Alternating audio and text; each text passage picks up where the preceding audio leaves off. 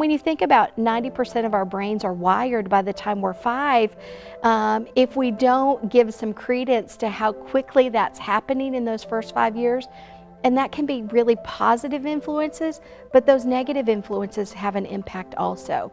And so when we understand that dynamic, we can better help the parents understand that dynamic and help them realize that, you know, that there are some solutions.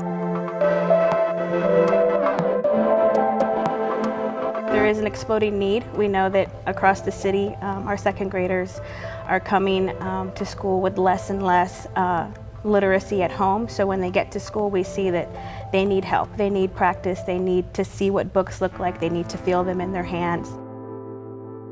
Our poverty rates are way too high. We know that the largest demographic in our community is children being born into poverty. So generational poverty is really what we're seeing in our communities. If you're one of those families that is a single parent family, where do you turn to for help? And there's lots of support within our public school systems.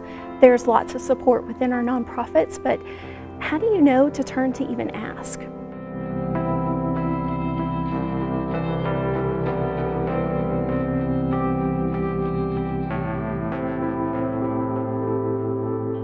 It really comes down to equity. Children that are living in traditionally unsupported neighborhoods, the opportunity doesn't exist for them as another child someplace else in our city that's getting a chance to learn and grow right from day one.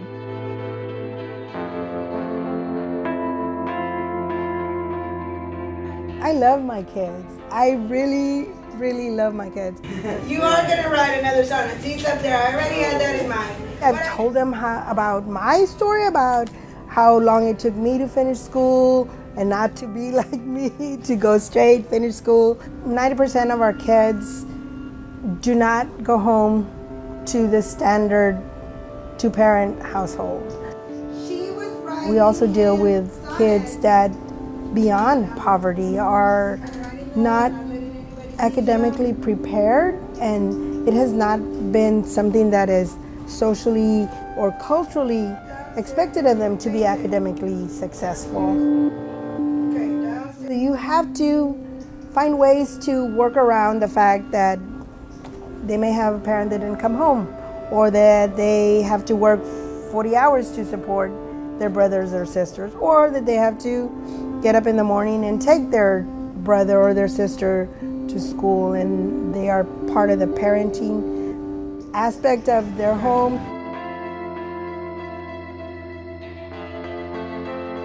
Hi, friend.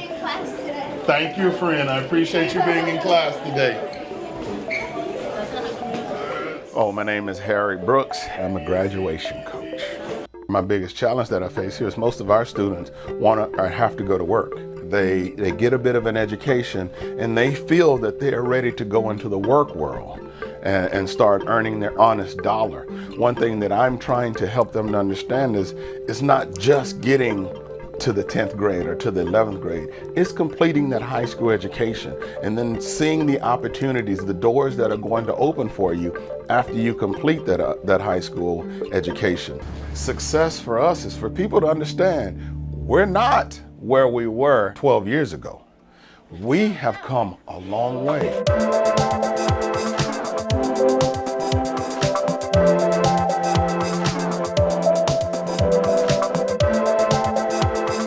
We definitely see a difference. The children that have gone to pre-K are able to, they come in and they're able to read their name, they're able to write their name, they're able to identify letters and letter sounds, numbers, and some of them are even reading already.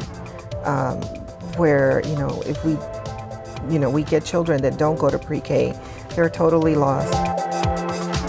We are looking strategically at kindergarten readiness, and one of the things that we were able to do early on to inform our work was an assessment called the Early Development Instrument, and so we have community level data about kindergarten readiness. San Antonio Youth Literacy is a small nonprofit here in San Antonio. Our mission is to go out and recruit volunteers from the community to be reading buddies for second grade students in San Antonio who need a little extra help to get to reading on level by third grade. We go out, we find volunteers from all over. We have corporate volunteers, college student volunteers, retired volunteers, anybody who can give us an hour a week.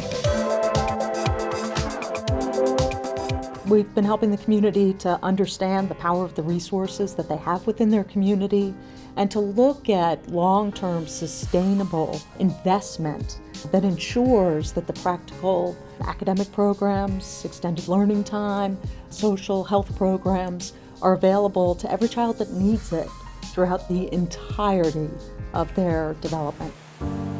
In the 7th grade, my dad was incarcerated.